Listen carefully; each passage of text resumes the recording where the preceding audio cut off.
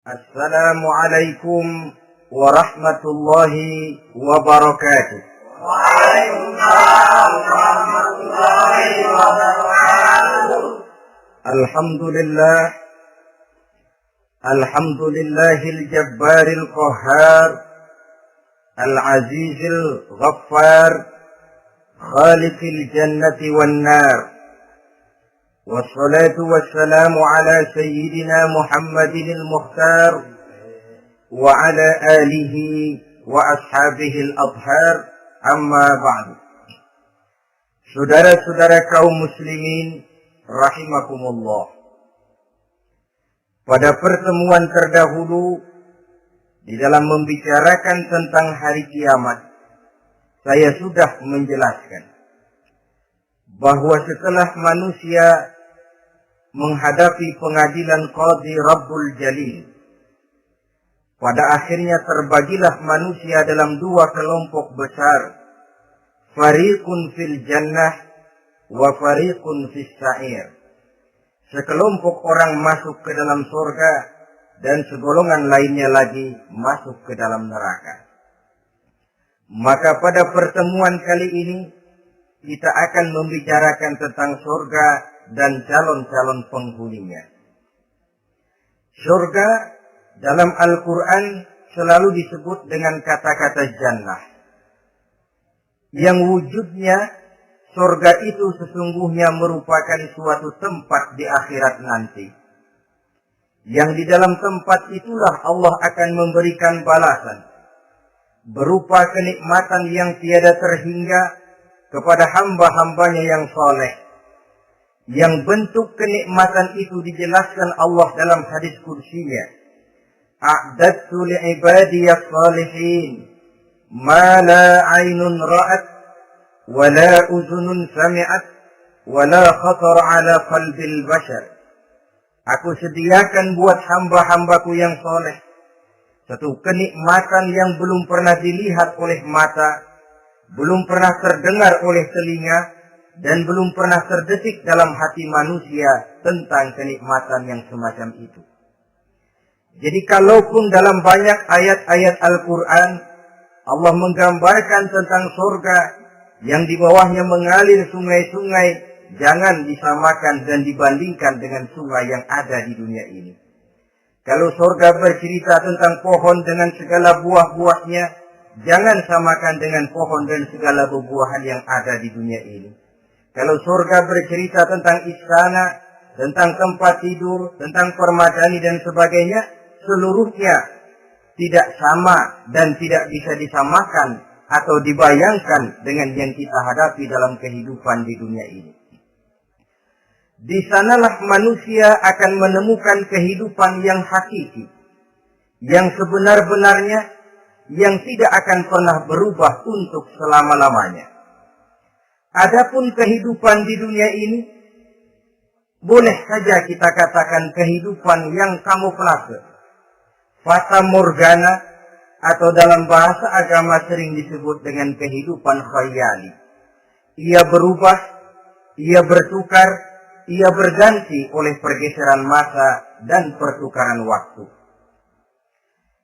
Kita jadi orang kaya di dunia, bagaimanapun kayanya kita, kekayaan itu tidak lain adalah kekayaan khayali namanya. Hari ini dia kaya, besok dia boleh jatuh bangkrut. Tengoklah orang-orang kaya di dunia ini, yang tidak cuma sekedar memperkaya diri untuk dirinya sendiri saja, tapi kadang-kadang sudah mempersiapkan untuk anak-anaknya, untuk cucu-cucunya, untuk iparnya, untuk besannya, pendeknya untuk seluruh keluarganya.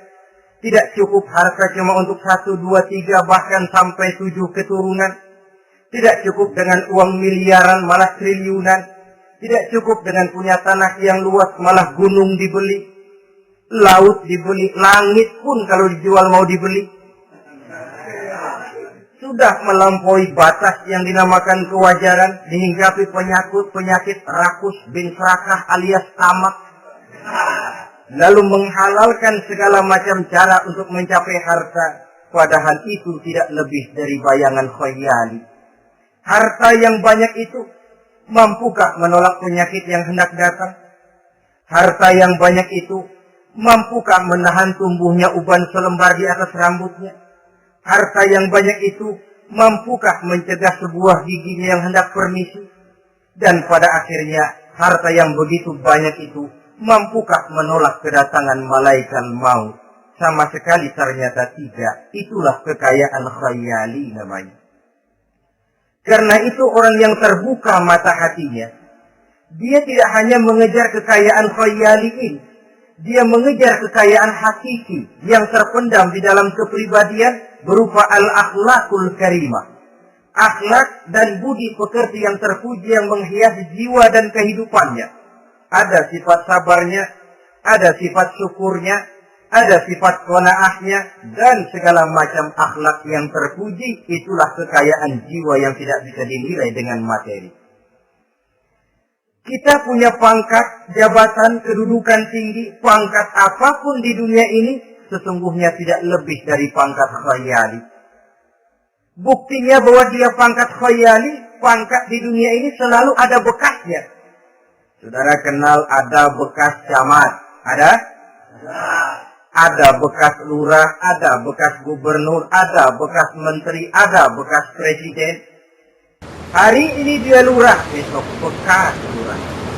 Hari ini dia camat, besok bekas camat. Hari ini dia menteri, besok bekas menteri. Pangkat khayali. Maka Quran menganjurkan jangan pangkat khayali yang kita kejar mati-matian. Sampai menggunakan sistem jilat atas, injak bawah, sikut kiri kanan, yang penting dapat kedudukan. Padahal itu tidak lebih daripada pangkat khayali. Quran menganjurkan carilah pangkat hakiki. Kedudukan di sisi Allah, maqam di sisi Allah, itulah pangkat yang sebenarnya. Apa jalan ke arah sana? Quran memberikan petunjuk. Wa minal laili fatahajjat bihi nafilatan lak. Asa ayyab'asaka rabbuka maqaman mahmuda. Di keheningan malam, dikala orang tidur nyenyak, bangunlah engkau tahajud kepada Allah Tuhanmu. Pasti kalau itu kau laksanakan, Allah akan menempatkan engkau di satu tempat yang terpuji, mendapat pangkat yang hakiki dan bukan sekedar pangkat khayal. Kita berusia muda kita ini pun muda khayali.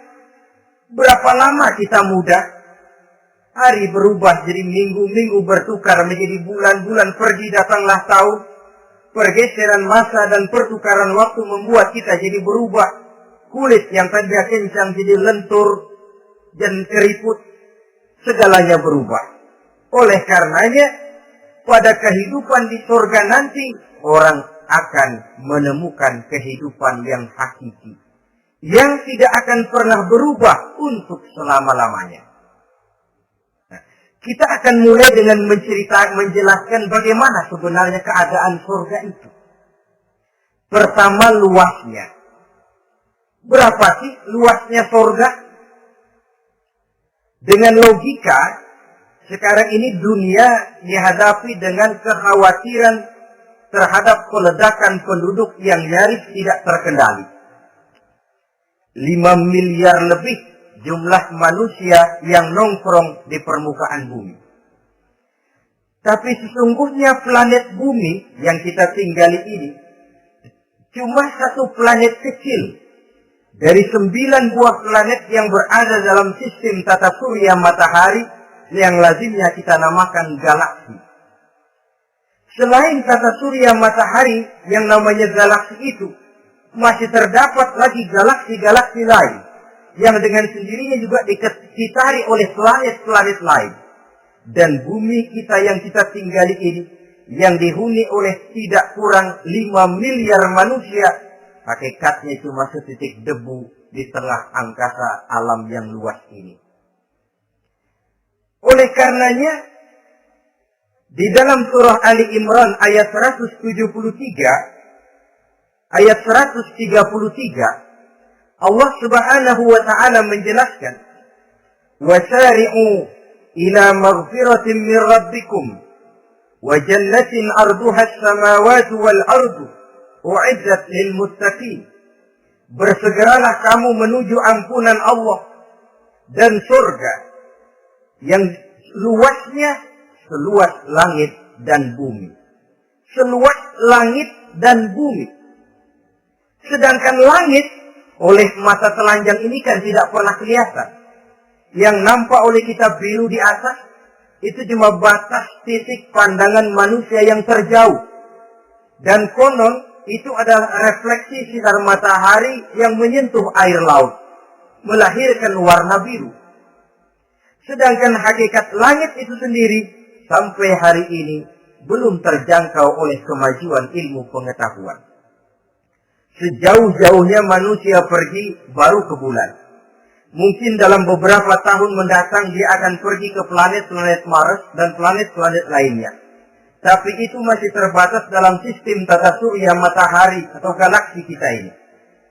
Belum lagi sampai kepada langit yang pertama. Surga yang disediakan untuk orang-orang saleh ini luasnya seluas 7 lapis langit dan bumi. Jadi saudara tidak usah berpikir khawatir di surga nanti kehabisan kapling. Di dunia ini saja masalah tempat tinggal sekarang ini jadi masalah pelik karena memang peletakan penduduk seiring dengan perkembangan tentang lapangan kerja yang harus disiapkan, sekolah yang mesti disediakan, sarana pendidikan yang harus disiapkan, rumah sakit untuk menjaga kesehatan, dan kompleks betul masalahnya.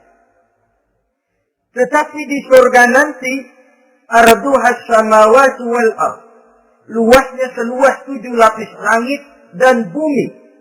Satu keluasan yang hanya Allah saja yang maha tahu tentang batas-batasnya. Itu tentang luasnya surga. Lalu bagaimana keadaan di surga?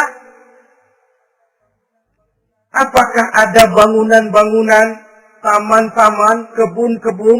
Tentu ada. Di surga ada kebun yang tanamannya berupa tumbuh-tumbuhan dan menghasilkan buah-buahan yang buah-buahannya pun boleh dimakan oleh manusia karena tidak akan pernah ada larangan lagi dalam kehidupan di sana. Dalam surah Ar-Rahman ayat 54 misalnya kita dapati penjelasan dari Allah Subhanahu wa taala, "Wa janal jannataini dan." Begitu juga dalam surah Waqiah ayat 32 dan 33. Allah menjelaskan, "Wa fakihatin katsiratin la maqtu'atin wa la mamnu'ah." Dan di dalam surga itu terdapat buah-buahan yang sangat banyak sekali yang tidak pernah putus-putusnya, wala mamnu'ah, dan tidak dilarang untuk mengambilnya.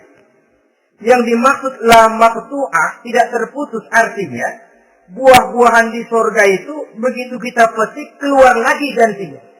Dipetik lagi keluar lagi gantinya. La maqtu'ah, tidak pernah putus. Lainkan pohon di dunia ini. Ini hari kita petik keluar lagi kapan? Musim tahun depan. Nungguin kita.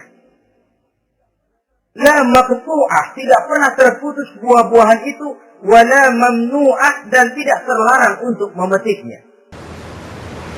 Adakah pohon pisang? Pohon pisang ada. Anggur? Anggur banyak. Delima pun ada. Tetapi sekali lagi, bagaimanapun hakikat buah di surga cuma sama dalam nama, tapi lain dalam wujudnya. Nanti saudara pikir, di surga pisang. Di sini juga banyak kalau cuma pisang mah. Di surga anggur. Di pasar banyak anggur. Ini cuma nama yang sama. Hakikatnya tentu berbeda. Sebab kalau hakikatnya juga sama, ya nggak usah sampai ke akhirat. Di sini pun cukup.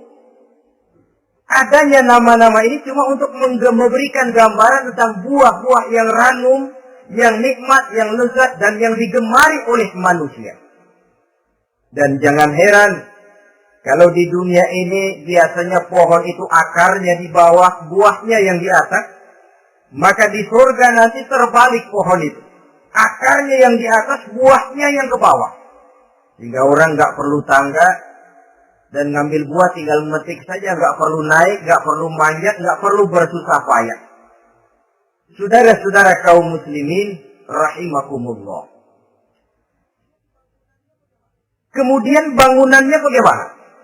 Surga itu pun bertingkat. Di dalam Al-Furqan ayat 10, Allah Subhanahu wa taala menjelaskan, Tabarakalladzi in syaa'a ja'ala laka khairan min dzalik jannatun tajri min tahtiha al-anhar wa yaj'al laka qusura.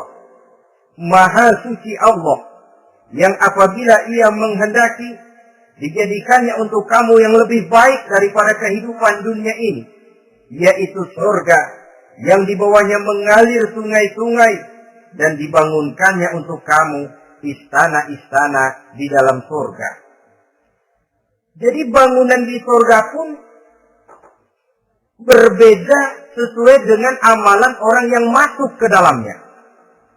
Seperti halnya perumahan di dunia ini, ada yang masuk kelas pondok indah, ada juga yang masuk kelas pondok pindah. Itu kan tidak sama itu. Ada pondok indah, ada pondok pindah. Sudah pondok pindah lagi. Kenapa bisa berbeda begitu? Ya tergantung kekuatan ekonominya. Makin tinggi nilai kekuatan ekonominya, makin mampu dia mendirikan istana di dunia. Tapi di surga nanti, yang bikin mampu bukan ekonomi. Yang bikin mampu adalah amalan pada waktu hidup di dunia. Makin banyak amalnya, dengan sendirinya makin baguslah istananya di surga. Tetapi yang namanya surga, dapat empernya juga sudah lumayan betul itu. Seemper-empernya surga masih jauh lebih baik daripada sebagus-bagus istana di dunia ini. Taj Mahal, bangunan yang mengagumkan. Istana Raja Persia, bangunan yang menggiurkan.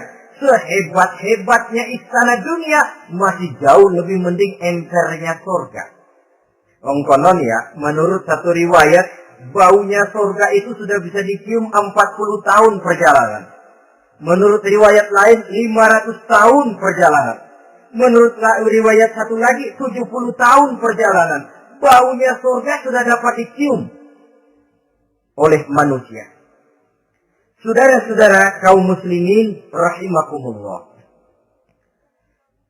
Nah, di dalam bangunan-bangunan surga itu, seperti halnya terdapatlah kamar-kamar ghuraf dalam istilah Quran itu, yang juga berisi divan, ranjang, tempat-tempat tidur yang indah-indah, dilengkapi dengan kasur-kasur yang tebal dan empuk, bantal dan permadani yang daripadanya bertahtakan emas.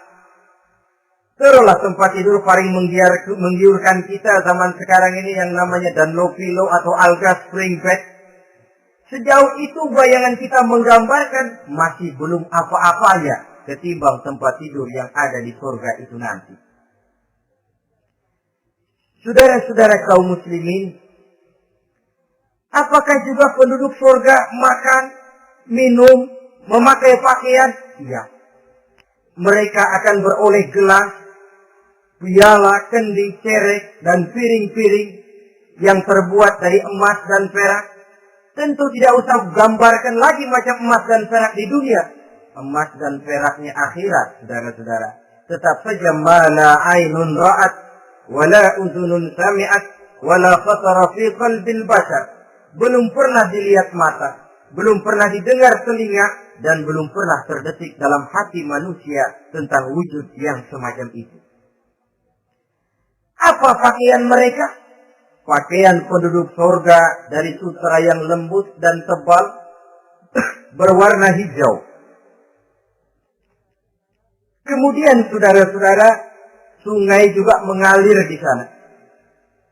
Mata airnya antara lain berwarna jernih, ada yang air susu, ada yang sungai madu, ada yang khamar atau sungai arak, dan penduduk surga boleh meminumnya. Tidak ada larangan sama sekali.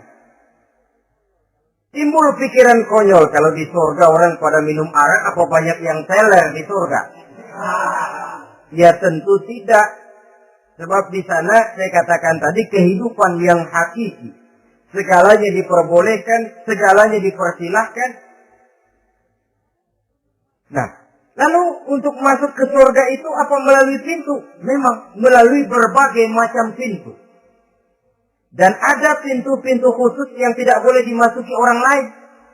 Sayyidina Abu Bakar Siddiq radhiyallahu an pernah bertanya tentang hal itu kepada baginda Nabi.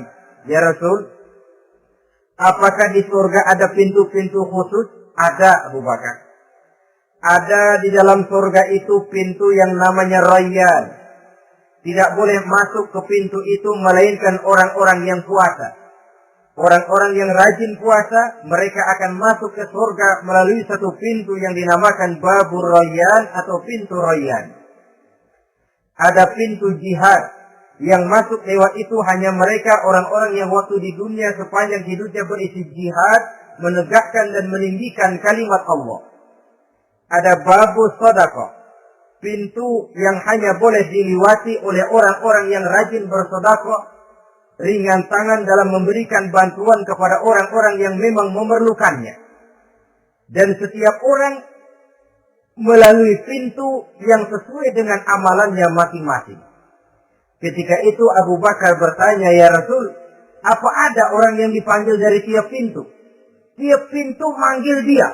Kata Nabi, ada Abu Bakar, dan saya doakan kau masuk salah satu di antara orang yang dipanggil dari tiap pintu.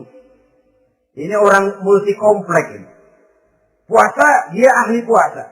Soal jihad, sepanjang hidupnya dia jihad. Sedekah memang tangannya pemurah. Tahajud memang tiap malam.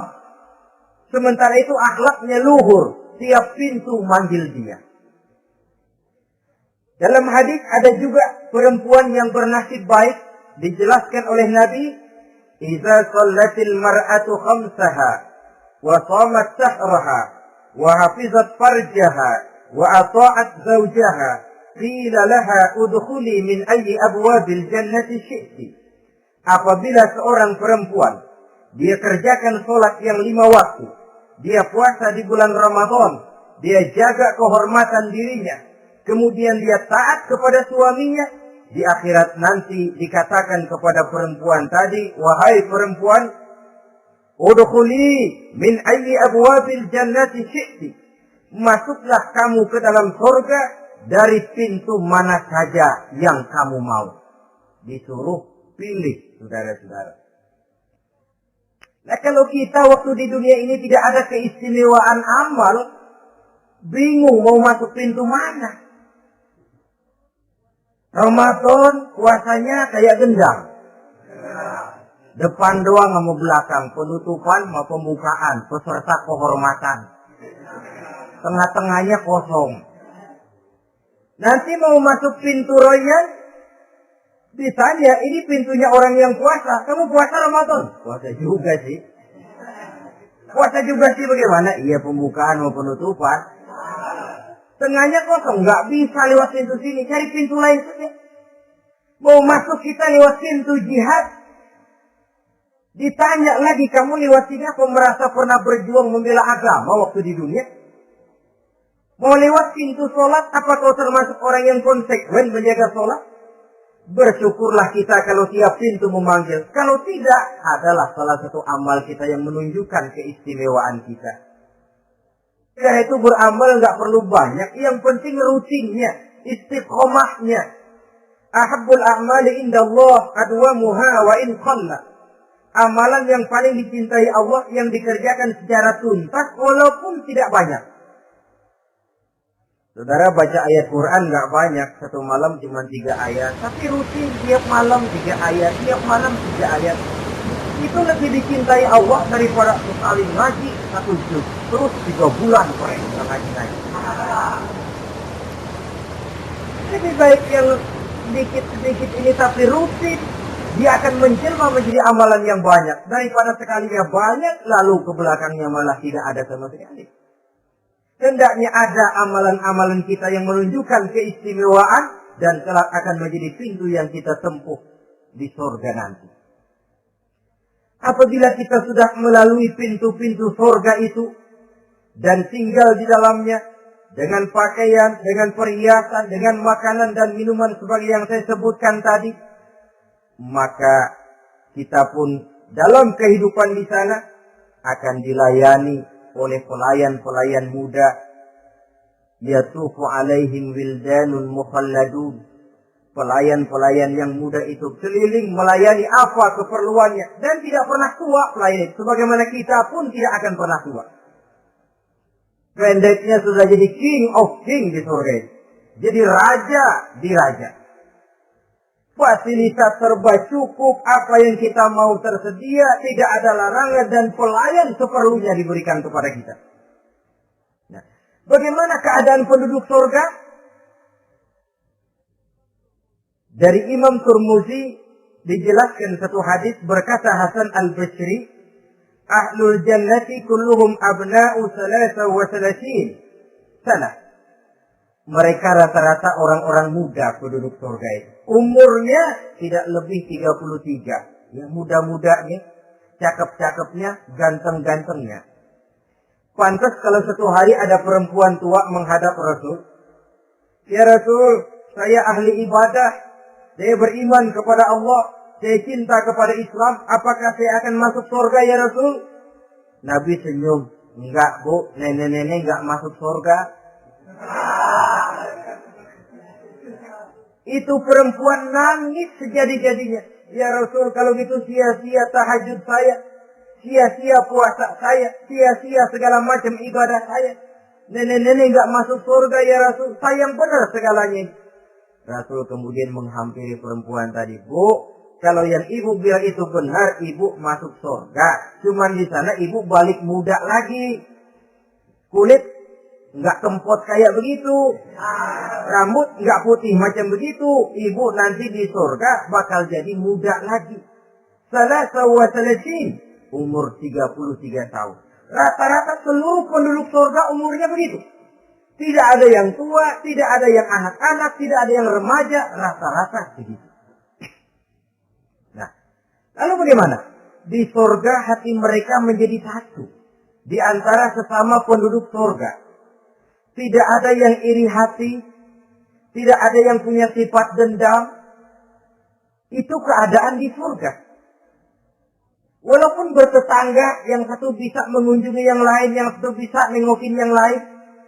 Tapi tidak ada sifat iri hati dan dengki. Tidak ada yang satu datang ke tempat saudara di surga. Loh, kapling lu lebih luas dari gua. Tidak ada Tuhan. Tidak ada. Semuanya hati sudah menjadi satu. Tidak ada dendam. Tidak ada iri hati. Kan jauh bedanya dengan kehidupan di dunia ini toh. Kadang-kadang di dunia ini begitulah romantikanya. Kita melarat, disuraki orang. Kita sedikit kaya, diselidiki orang.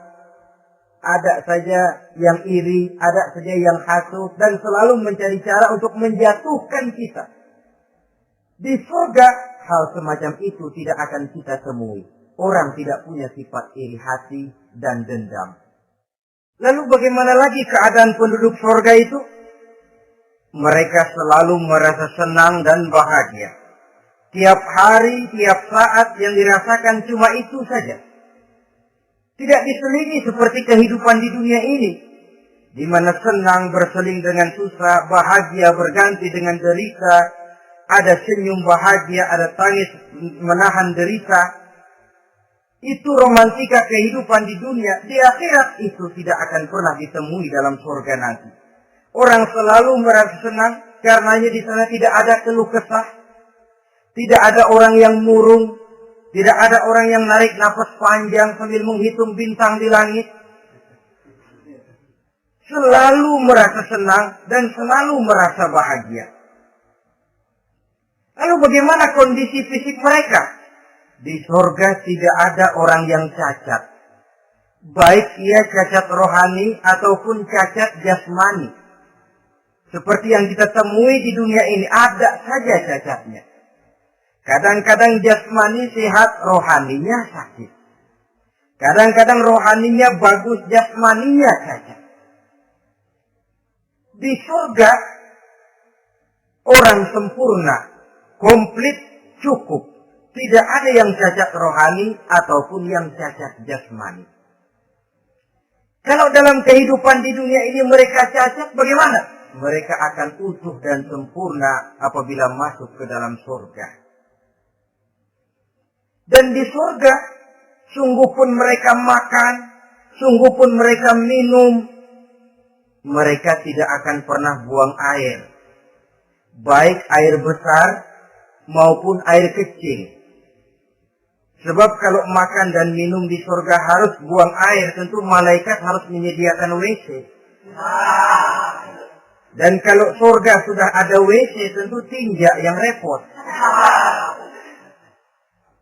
Saudara-saudara kaum muslimin, tidak buang air, juga tidak buang angin.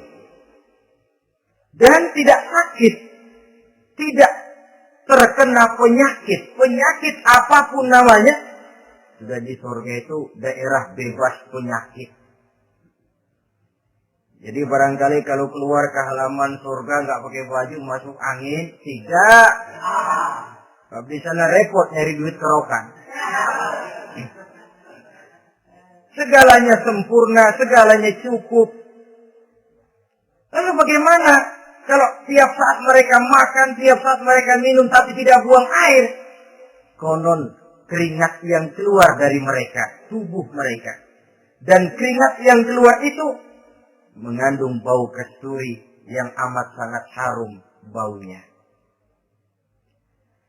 Saudara-saudara, kemudian penduduk surga itu oleh Allah diberikan teman hidup yang namanya bidadari. Makhluk Allah yang teramat sangat cantiknya, yang tidak bisa kita bayangkan macam apa cantiknya. Barangkali kalau kita menonton film, kita kagum dengan bintang-bintang film kenamaan yang cantiknya selangit. Itu mah belum ada seujung kukunya dari para bidadari. Mereka dalam Quran disebut azwajun mutahharah, istri yang disucikan. Apa pengertian suci di sini? Belum pernah tersentuh sebelumnya, baik oleh manusia, baik oleh jin, baik oleh malaikat sekalipun. Jadi memang orisinil, build-up dari semuanya belum kepakai. Khusus untuk manusia yang masuk surga. Belum pernah kepegang sama manusia. Jangankan manusia, jin dan malaikat saja belum pernah megang. Lahirkan di dunia sekarang ini, kita mau cari barang orisinil sudah repot. Ya mujurlah kalau saudara menemukan seorang gadis yang orisinil paten, masih build up, barangkali mujur. Tapi umumnya terutama di kota-kota besar, sudah kita dapat second hand juga masih lumayan. Kalau tidak rongsok-rongsok bener mah. Tapi kadang-kadang sudahlah second hand, kondisinya juga 30%. Udah mesti nyervis melulu kita. Saudara-saudara, azwajun mutahharah belum pernah tersentuh oleh siapapun. Lalu makna tahara ini, mereka selalu suci. Tidak pernah men. Baik menstruasi atau mencret.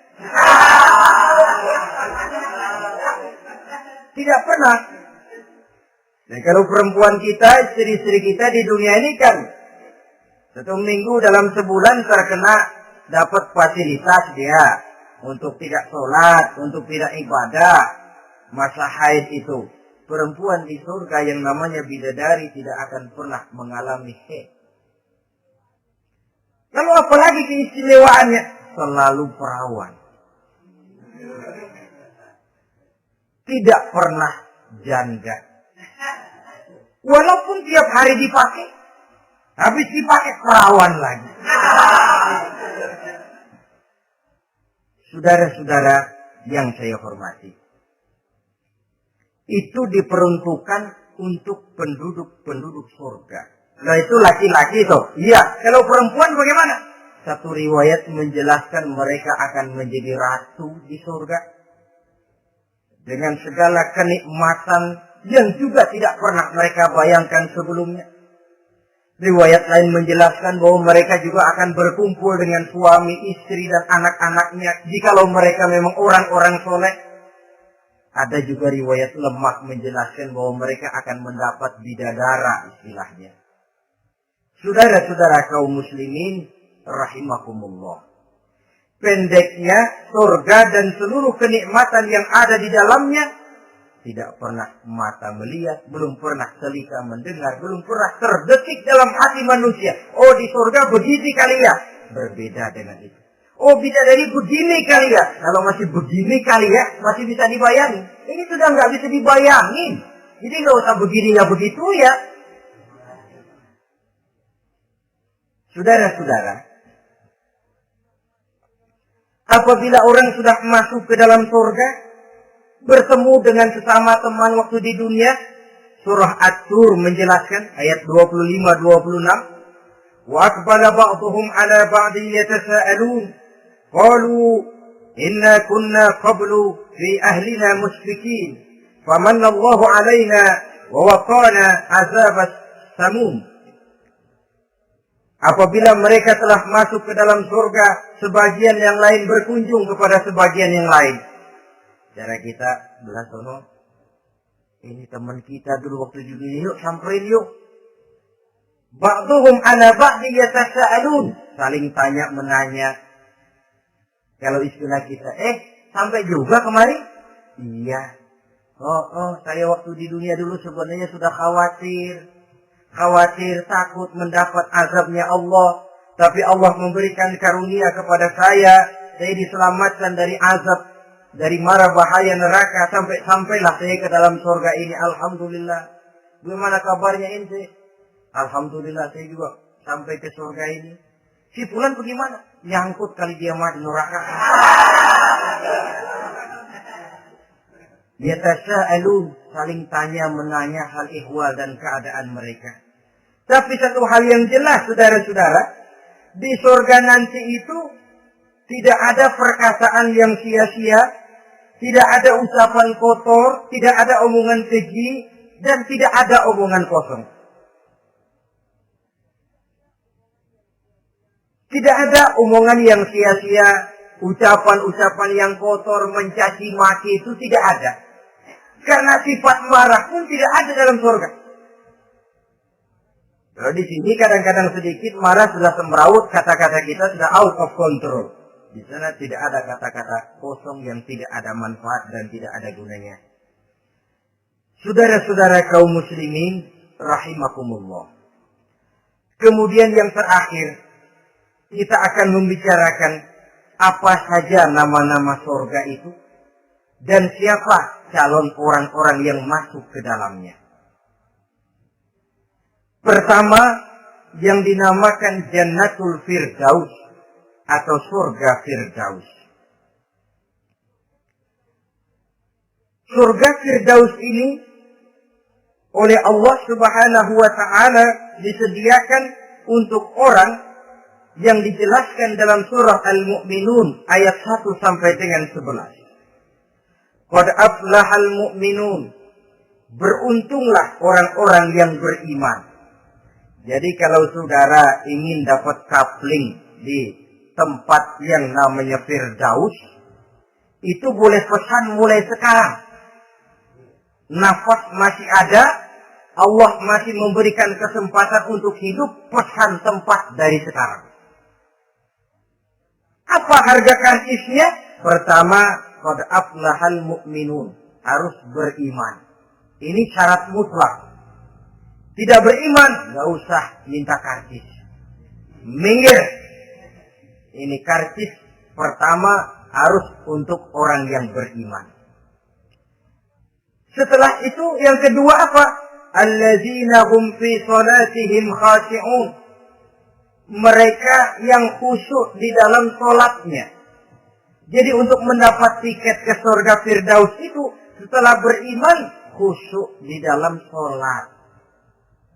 Artinya khusyuk tarkul ghair li ajril amal. meninggalkan yang lain dan hanya memfokuskan diri kepada satu pekerjaan yang sedang dihadapi. Kalau kita makan sambil ngobrol, itu namanya makannya nggak khusyuk. Sebab ada sambil ngobrolnya. Nah, sholat yang khusyuk, sholat yang di dalamnya tidak berisi yang lain kecuali sholat itu. Meninggalkan yang lain dan hanya memfokuskan diri saja untuk melaksanakan suatu amalan. Dan sholat khusyuk itu berat. Kadang-kadang waktu mau sholat kita nggak ingat apa-apa. Begitu sudah masuk takbir yang kita lupa malah kita ingat. Itu kurang ajarnya iblis. Mau sholat dari dompet nggak ketemu, begitu takbir. Aduh, dompet di atas meja. Ini kalau sembahyang lama-lama digerakkan orang nanti nih. Mulai kocar kacir sholat kita. Makanya kata Imam Nawawi, sudah dinamakan khusyuk untuk tingkatan orang awam. Kalau pada waktu takbir dia ingat Allah. Segitu aja dulu dah tingkatan orang awam itu. Sebab yang namanya khusyuk itu hudurul qalbi wa sukunul jawarih. Hatinya ikut sholat, anggota badannya tenang tentram di waktu sholat. Khusyuk. Kalau waktu sholat garuk sono, garuk sini, kaki ketekak, ketekus. Sudah, anggota badannya nggak khusyuk. Atau anggota badannya tenang tentram, nggak gerak-gerak, cuma hatinya ngayap kemana-mana. Badannya di musola, hatinya di pasar. Itu juga nggak khusyuk. Dan itu berat. Karena itu, ini syarat kedua untuk mendapat tiket ke Firdaus. Imam Ali saja pernah dites oleh Rasul. Ya Ali, saya ya Rasul. Kalau kau bisa sembahyang khusyuk, aku boleh kasih kau sorban. Kamu boleh pilih yang hijau atau yang putih nanti. Baik ya Rasul, sembahyang beliau 2 rakaat. Selesai salam ditanya, yang mana sorbannya Li? Kata Imam Ali, yang hijau ya Rasul. Belum tengok, yang hijau ya Rasul. Kata Nabi, kalau begitu ente nggak khusyuk. Kenapa? Mungkin tadi waktu sujud mikirin, ntar kalau gua ditawarin belinya hijau aja dah. Belum nengok sudah menjawab. Saudara-saudara, yang ketiga, wallazina hum 'anil lagwi mu'ridun.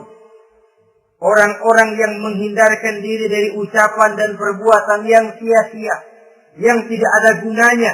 Ini tiket yang syarat yang ketiga untuk mendapat tiket ke Firdaus itu menghindarkan diri baik dari ucapan ataupun perbuatan yang sia-sia, yang tidak ada nilainya, baik dalam pandangan manusia, lebih-lebih lagi dalam pandangan Allah. Yang keempat, wallazina hum lizzakati fa'ilun. Mereka yang aktif membayar zakat. Kemudian yang kelima, wallazina hum lifurujihim hafizun illa ala azwajihim aw ma malakat aymanuhum fa innahum ghairu malumin. Orang-orang yang memelihara kehormatan dirinya kecuali kepada istrinya atau kepada budak sahayanya. Pandai mengendalikan nafsu, tidak terperosok memperturutkan syahwatnya. Yang keenam, wallazina hum li amanatihim wa ahdihim ra'un. Orang yang pandai menjaga amanah dan pandai menepati janji. Saudara-saudara, kalau janji ditepati, sebab janji adalah hutang. Yang ketujuh, wallazina hum ala sholawatihim yuhafizun. Mereka juga selalu memelihara, tidak cuma sekedar khusyuk, tapi memelihara sholat dengan baik. Ayat ke-11 dari Al-Mu'minun ini ditutup oleh Allah dengan jelas, ulaika humul warithun allazina yarithuna al-firdausa hum fiha khalidun. Mereka itulah para ahli waris yang akan menerima warisan berupa surga Firdaus dan mereka kekal di dalamnya. Kalau tadi sudah kita tangkap bahwa begitu besar kenikmatan yang ada di dalam surga, ternyata barang yang mahal memang tidak mudah untuk didapat. Saudara-saudara, inilah surga Firdaus. Adapun yang kedua, nama surga itu disebut dalam Quran Jannatu Adnin. Surga Aden. Untuk siapa mereka? Dalam surah Ar-Ra'd ayat 22 dan 23 Allah menjelaskan walladzina sabaru ibtigha'a wajhi rabbihim wa aqamus shalah wa anfaqu mimma razaqnahum sirran wa 'alaniyah wa yadra'una bil hasanati sayyi'ata ulaika lahum 'uqbad dar jannatu 'adnin yadkhulunaha. Dan orang-orang yang sabar, walladzina sabaru, orang-orang yang sabar. Sabar dalam apa? Ibtigha'a wajhi rabbihim, dalam menuntut keridhaan Allah. Sabar dalam mencari keridhaan Allah.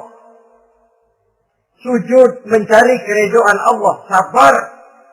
Puasa mencari keridhaan Allah, sabar.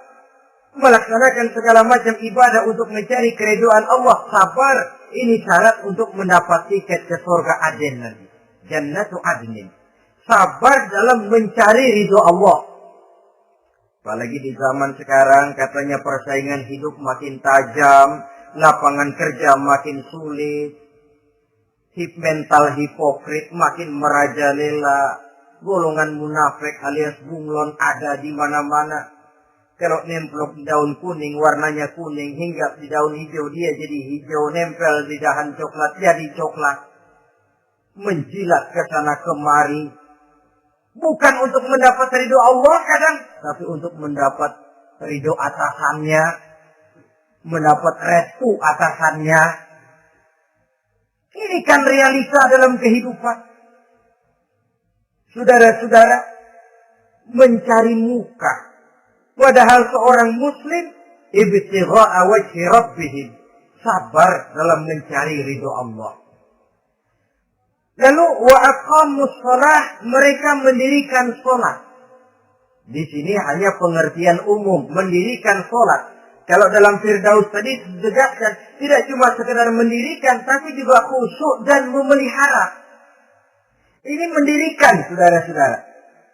Maaf, ada orang yang mengerjakan sholat, ada orang yang mendirikan sholat.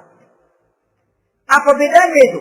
Kalau mengerjakan sholat cuma sekedar gugur kewajiban. Pokoknya gugur kewajiban beres. Kadang-kadang pulang sembahyang Jumat dia bersendal.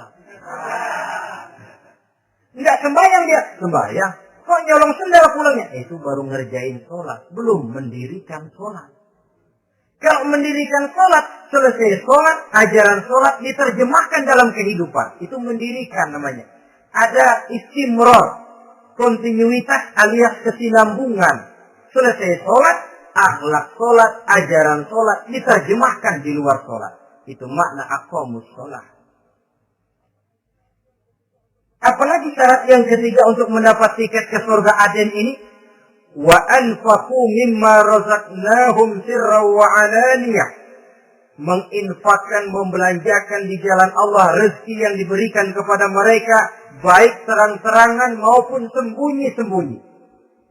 Maka sedekah itu terang-terangan baik, sembunyi-sembunyi juga baik kalau niatnya ikhlas karena Allah. Terang-terangan baik. Kenapa? Untuk merangsang orang lain supaya berbuat seperti kita. Bukan untuk dipuji. Bukan untuk mendapat ria. Saudara-saudara, saya yang miskin nyumbang 100.000. Saudara berapa yang kaya? Ini boleh untuk merangsang orang lain. Tapi kalau untuk ria, itu tentu dilarang oleh agama. Terang-terangan boleh. Sembunyi juga boleh. Bahkan itu yang dianjurkan oleh Nabi. Tangan kiri tidak tahu apa yang diberikan oleh tangan kanannya. Saudara-saudara, lalu yang keempat, wa yadra'una bil hasanati sayyi'ata. Mereka menolak kejahatan dengan kebaikan. Dia hanya tidak berteriak-teriak tentang kemiskinan, tapi melakukan usaha bagaimana mengatasi kemiskinan. Dia tidak hanya berteriak dengan mengemukakan berbagai macam kemunkaran, tapi mengimbanginya dengan menanamkan segala macam kebajikan. Seperti sekarang ini tuh. Air saja kalau cuma dibendung tapi tidak disalurkan kan ngebludak, jebol bendungan. Kita cuma teriak anak-anak muda dihantam oleh kebudayaan barat yang merusak moral. Tapi mana kebudayaan Islam kita? Nggak pernah kita timbulkan. Musuh kita adalah kemiskinan dan kebodohan, jelas. Tapi apa langkah ekonomi yang kita lakukan untuk mengatasi kemiskinan? Dan bagaimana upaya kita meningkatkan mutu pendidikan? Kadang-kadang yang mutunya baik, mahalnya nggak kejangkau oleh lapisan rakyat yang di bawah, menengah ke bawah ini. Itu yang jadi problem. Orang yang mendapat tiket ke surga Aden ini, mereka menolak kejahatan dengan mengimbanginya, melakukan kebajikan. Tidak cuma teori, tidak cuma propaganda, tapi ada langkah konkret. Bahwa untuk membentengi kemaksiatan harus diperbanyak munkar. Untuk mengimbangi segala macam perbuatan durjana harus dikembangkan majelis taklim pesantren, menghidupkan akhlak Islamiyah dalam kehidupan sehari-hari. Wa yadra'una bil hasanati sayyi'ah. Orang semacam itulah yang akan mendapat tiket ke surga Aden atau Jannatu Adnin nanti. 2. Adapun surga yang ketiga dinamakan Jannatun Na'im. Surga Na'im. Na'im mengandung arti penuh kenikmatan. Tiketnya sederhana saja. Al-Qalam ayat 34. Inna lil muttaqina inda rabbihim jannatu na'im. Sesungguhnya bagi orang-orang yang bertakwa kepada Allah, mereka akan mendapat balasan berupa jannatun na'im. Surga na'im namanya. Jadi tidak banyak untuk mendapatkan surga na'im ini, cuma takwa. Cuma takwa yang jadi banyak. Apa itu takwa? Sekarang ini kan takwa jadi lalap. Dan orang sering menggunakan istilah agama di zaman sekarang ini untuk maksud yang tidak sama dengan maksud agama. Padahal takwa ini jelas. Sebelum Islam datang ke Indonesia, kita orang Indonesia tidak kenal kata-kata takwa. Maka kalau harus menggunakan kata takwa, pengertiannya harus dikembalikan kepada pengertian Islam. Ini sih enggak. Orang yang mana aja kalau dilantik bertakwa kepada Tuhan yang Maha Esa, bertakwa, sampai membleh tuh beda. Bertakwa. Tapi kalau sudah megang jabatan, kadang-kadang takwa ngalor dia ngidul. Tidak relevan lagi. Lalu apa sih yang namanya takwa itu? Sederhana saja. Imtisalul awamir wajtinabun nawahi. Itulah takwa. Melaksanakan segala yang diperintah, menjauhi yang dilarang, itu takwa. Menjalankan perintah dengan meninggalkan larangan, apa bedanya? Kalau melaksanakan perintah boleh sesuai dengan kemampuan, tapi menjauhi larangan mutlak. Laksanakan perintah Allah sesuai dengan kemampuanmu, tapi tinggalkan larangan Allah mutlak. Mampu tidak mampu, tinggalkan. Enak kalau ada perintah, jauhi larangan Allah semampu kamu. Ya enak, tinggal kita pilih. Ya, saya belum mampu ninggal teler itu. Lezat itu, belum mampu. Yang boleh semampu kita melaksanakan perintah. Sholat, semampu kita. Asal jangan mampu lalu pura-pura tidak mampu. Puasa, semampu kita. Jihad semampu kita. Tapi kalau sudah meninggalkan larangan mutlak, mampu tidak mampu, harus ditinggalkan. Jadi kelihatannya sederhana takwa ini, tapi masalahnya rumit. Melaksanakan yang diperintah, menjauhi yang dilarang.